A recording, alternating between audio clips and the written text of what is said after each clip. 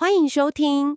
今天我们要来深入探讨的是一个非常，让人震惊，甚至有点矛盾的故事。它的来源是一段网络影片的逐字稿，主角是一位体格非常健壮的男性，才刚跑完一场全程马拉松，可以说是体能的巅峰状态了。但就在几个礼拜之后，他在一场半马拉松障碍赛里面心脏病发作，然后被送进了医院。这就真的会让人脑袋有点打结，因为我们一直被告知说运动有益心脏健康，但他明明就是个运动健将啊，怎么还会发生这种事？对，这就点出了一个很核心的问题：体能好就真的代表心脏一定健康吗？没错。所以这次我们的任务就是要从这个真实案例出发，一起来拆解一下心脏病发作的真正原理，了解那些潜在的我们平常看不见的风险，然后找出最重要的，就是不管你现在的健康状况怎么样，我们每个人都能采取的一些具体的预防跟应对策略。好的，我们来抽丝剥茧吧。我们先从最基本的开始好了。我们常常听到心脏病发作，但医学上，更精确的说法是心肌梗塞，对吧？这个词听起来就很严重。听起来很吓人，但其实你把它拆开来看就很好懂。英文是 myocardial infarction，myo 就是肌肉，cardio 指的就是心脏，然后 infarction 意思是因为缺乏血液供应导致的组织坏死。哦，所以心肌梗塞白话讲就是心脏的肌肉因为缺血然后死掉了。所以关键就在于缺血，也就是说供应血液的管线被堵住了。那这个阻塞是怎么发生的？这就要谈到我们心脏的生命线了，一组叫做冠状动脉的血管。这里有个蛮有趣的冷知识哦。早期解剖学家觉得这些动脉啊，像一顶王冠，就是 crown 一样环绕的心脏。哦，所以才叫 coronary arteries。对，所以才叫这个名字。他们就是专门负责喂养我们心肌的血管。那这些冠状动脉都一样重要吗？还是说有哪几条如果堵住会特别致命？问到重点了。其中有一条主要的血管叫做左前降支动脉，它供应了我们心脏最大一块肌肉的血液。因为它一旦发生严重的阻塞，那个后果往往非常致命，所以它有个很可怕的绰号。什么绰号？会把这么重要的血管给堵住？绝大多数的情况下，那个元凶是一种叫做动脉粥样硬化的病症。动脉粥样硬化？对，你可以把它想象成我们血管内壁的水管生锈。随着时间，脂肪啊、胆固醇、钙，还有一些其他的废物，会慢慢的沉积在动脉壁上，形成一个东西，叫做斑块。斑块？对，这些斑块会让血管的管径变窄，管壁变硬，那血流自然就不顺畅了。好的，所以斑块是经年累月慢慢形成的。但最让人困惑的就是，如果它是慢慢长大的，为什么心脏病发作给人的感觉总是那么突然？好像前一天还好好的，下一秒人就倒下去了。这里就是最关键也最可怕的地方。斑块的生长是一个非常漫长而且很隐蔽的过程，通常要等到动脉阻塞达到大概70%的程度，人们才可能会开始出现症状。等一下，70%，那不是已经很严重了吗？你的意思是说，在达到70%阻塞之前，身体是完全没感觉的？几乎是，这就是它被称为沉默杀手的原因。你可能体内已经有很明显的阻塞了，但日常生活完全正常。当阻塞到一个程度之后，可能会出现所谓的稳定型心绞痛。稳定型心绞痛？比如说，你爬楼梯或搬重物的时候，心脏需要更多氧气嘛，但狭窄的血管供应不及，你就会觉得胸痛或胸闷。可是，一旦你停下来休息，需求下降，那个疼痛很快就消失了。原来如此，但这还是没解释为什么会突然发作啊？因为大多数致命的心脏病发作，并不是斑块慢慢长大到100%把血管整个堵死。更常见也更危险的情况是，那些可能只阻塞了40%或50%，还很不稳定，像个不定时炸弹的斑块，它突然破裂了。破裂？血管里的斑块会破掉？是的，你可以把不稳定的斑块想象成一个里面充满油腻物质的青春痘，当它的外壁，也就是那个纤维帽变得很脆弱的时候，就可能因为血压升高啊、发炎啊这些因素，突然就破裂了。然后呢？身体的自然反应是把它当成一个伤口，然后立刻启动凝血机制，派出那个血小板呐、凝血因子去修复它。所以身体的急救系统在这个情况下反而变成了压垮骆驼的最后一根稻草。本来只是个小裂缝，结果急救队一拥而上，把整条路都堵实了。你这个比喻非常贴切，真的，这个好意反而帮了倒忙。形成的血栓，也就是血块，会在几分钟之内迅速变大，结果就是把血管给彻底堵死了。天哪！这就是典型的第一型心肌梗塞，也是为什么它感觉这么突然、这么剧烈。一旦血管被完全堵住，典型的症状就会出现剧烈的胸痛或压迫感，可能会辐射到左手臂、颈部或下巴，还会伴随呼吸急促、恶心、盗汗。这整个斑块破裂的机制太吓人了。但这能解释那位马拉松跑者的情况吗？他当时的症状听起来好像不太一样。他说他没有胸痛。没错，这就是这个案件最值得我们深入探讨的地方。他当时正在参加一个叫斯巴达障碍赛的半马拉松，体能真的是在巅峰状态。他在进行一个叫猴子杠的障碍项目时，从杠上跳下来的那个瞬间，突然感觉心跳急剧加速，喘不过气。他没有胸痛，这点很不寻常。对，他发现只要停下来走路或休息，症状就会好转。可是，一旦开始用力，症状就立刻恶化，甚至开始头晕，出现那个隧道视野。隧道视野就是感觉视野变窄，快要昏倒的感觉。他意识到情况不对，就被送到了医疗站。医护人员立刻为他做了心电图，结果发现他有心房颤动，英文简称 AFib。心房颤动，那是什么？跟心脏病发作是一回事吗？这是完全不同的两件事，但又可能有关联。心房颤动是一种很常见的心律不整。正常情况下，心脏的跳动很有规律，心房先收缩，把血液推到心室，然后心室再收缩，把血液打出去。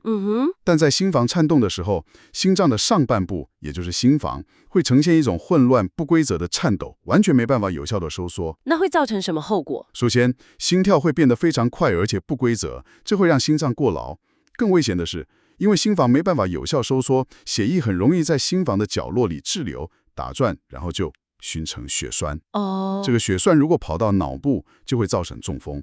所以心房颤动本身就是一个需要严肃对待的状况。所以他在医院的检测结果到底是什么？到底是心律不整还是心脏病发作？这就是当时医生们面临的谜题。他在医院抽血检查，发现一项叫做肌钙蛋白的指数升高了。肌钙蛋白？对，肌钙蛋白是心肌细胞里面的一种蛋白质，平常血液里几乎是测不到的。只有当心肌细胞受到压力或死亡的时候，它才会被释放到血液里面。所以肌钙蛋白升高，就代表他的心肌确实受损了。所以确定是心脏病发作了。是的，但问题是哪一种？随着时间过去，他的肌钙蛋白指数不降反升，这就更像是心脏病发作的迹象。最终，心脏科医生为他做了心导管检查，发现他的寡妇制造者，也就是那条左前降支动脉，有50%到60%的阻塞，但是并没有斑块破裂的迹象。没有破裂，那又是怎么回事？这就导向了最终的诊断，继发于心房颤动的第二型心肌梗塞。第二型，这跟刚刚说的那个青春痘破掉的完全不一样了。完全不一样。第二型心肌梗塞的核心概念是供需失衡。当心房颤动发生的时候，他的心跳变得极快，心脏的耗氧需求就急剧增加，就像一部引擎突然用2倍的转速在疯狂运转。但在需求端疯狂飙升的同时，供给端，也就是他那条已经阻塞了50%到60%的冠状动脉，却没办法供应足够的血液和氧气。我懂了，所以第一型是因为斑块破裂导致道路完全中断，而它这个第二型更像是因为突然出现的尖峰时段大塞车，导致原本就已经很窄的道路完全没办法满足暴增的车流需求，最终让目的地也就是心肌因为等不到补给而受损。你这个比喻非常到位。是心房颤动这个突发事件叠加在它原本就存在的动脉阻塞上，才引爆了这场心脏风暴。如果没有心房颤动，它很可能就像完成之前的马拉松一样顺利完赛，完全不会知道自己血管有问题。但这也产生一个更大的矛盾了。如果他有60%的血管阻塞，怎么可能在1个月前跑完一场长达42公里的全程马拉松，而且还毫无症状？那种运动的强度也非常惊人啊！这个问题的答案揭示了我们人体一种最惊人的自救机制，叫做侧支循环。侧支循环，对，你可以把它想象成一个天然的绕道系统。当你身体里一条主要的血管开始慢慢的、长期的发生阻塞时，身体为了自保，会在阻塞点的周围长出一些新的微小的血管网路，就像是在塞车的高速公路旁边，自己开辟了一堆乡间小路，绕过塞车路段，继续为下游的组织供应血液。太惊人了！所以人体竟然会自己做心脏绕道手术。可以这么比喻，没错。更有趣的是，有2种情况会刺激这种侧支循环的生长。第一种就是我们不乐见的斑块的形成，这是一种身体被动的防御机制。但第二种也是我们应该要积极追求的，就是持续性的心血管运动。所以运动本身就能帮助心脏建立这个备源系统。正是如此，长期规律的运动会促使心脏长出更丰富、更粗壮的侧支循环血管。回到这个案例，他长期的马拉松训练很可能已经帮助他建立了一套非常强健的侧支循环系统。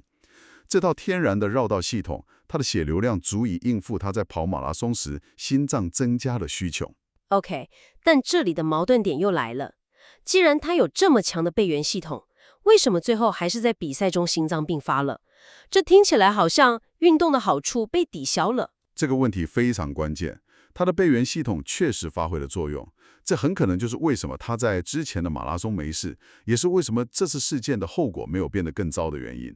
但是这次比赛中，他遭遇的是一个完美风暴，心房颤动导致的心跳失控飙升，叠加上极限障碍赛的体能消耗，这双重压力产生的巨大耗氧量，最终还是超过了他这个天然备源系统所能补偿的极限。哦，备源系统再强，也扛不住主系统和备用电力同时出状况啊。好的，我们来梳理一下。从这个惊人的案例里，我们得到的最大启示就是，体能好绝对不等于对心脏病免疫。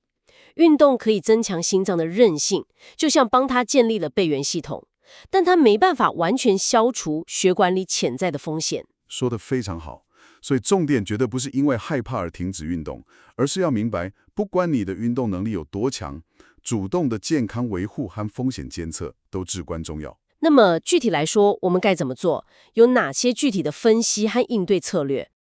我们可以从几个层面来着手。首先是定期监测，最基本的就是利用年度健康检查，密切注意你的血压、血糖，还有最重要的胆固醇。血脂检测报告里的那个低密度脂蛋白 LDL， 也就是俗称的坏胆固醇，是形成斑块的主要原料，一定要确保它在理想范围内。如果发现这些指标有异常，或者像有些人有家族病史，是不是就需要更进阶的检查？是的，如果风险评估比较高，可以跟医生讨论一下，是不是需要做一些进阶的筛检，例如冠状动脉钙化扫描。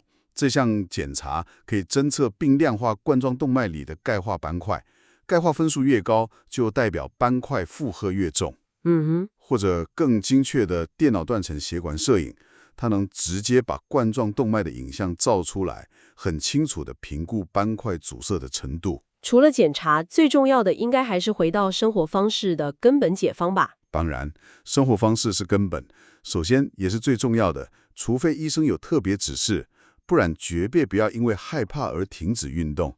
我们刚刚才谈到，规律运动能有效控制血压、胆固醇，更重要的是能促进那个救命的侧支循环。没错，这个案例的主角如果没有长期训练建立的侧支循环，这次的后果可能不堪设想。这点真的要再三强调。那除了运动，还有哪些常被忽略的重点？饮食和戒烟我们就不多说了，另外2个重点是睡眠和压力管理。现在已经有非常明确的证据显示，长期睡眠不足和慢性压力会让身体处于一种慢性发炎的状态。这个会直接加速动脉粥样硬化的过程。所以，关心你的心脏，也要关心你的睡眠和心理健康。最后一点，回到案例本身，他们推测当天还有一些触发因子，像是他用了运动前的补充品。没错，他们推测这次心房颤动的发生是一个多重因素叠加的结果，像是长途旅行的疲惫，可能有轻微脱水，赛前的睡眠不足，再加上他当天为了提神，摄取了比平常更高剂量的咖啡因，而那个来源就是一种运动前补充品。所以这也提醒我们，对，这给了我们一个重要的提醒。对于任何新的补充品，特别是含有咖啡因这种刺激物的，最好都从低剂量开始，在平常训练的时候就测试，观察身体的反应，而不是在重要比赛当天第一次就用高剂量。总结一下，今天我们从一个真实而且惊人的案例中学到，即使是训练有素的运动员，也可能因为潜在的动脉阻塞，加上一个突发的触发因子，像是心律不整，而导致心脏病发作。关键不在于恐惧运动，而是要明白主动监测和健康的生活方式，对我们每一个人来说都至关重要。是的，我们今天深入探讨了运动如何透过建立侧直循环，为心脏打造物理上的韧性与备援系统。这也引出了一个更深层的问题，值得你思考一下。在你的生活中，你正在为自己建立哪些其他的侧直循环？无论是在你的事业、人际关系还是心理健康上，当预期之外的心房颤动时刻，也就是那些突如其来的危机或压力来临的时候，你有没有为自己建立足够的韧性与备援计划来应对冲击？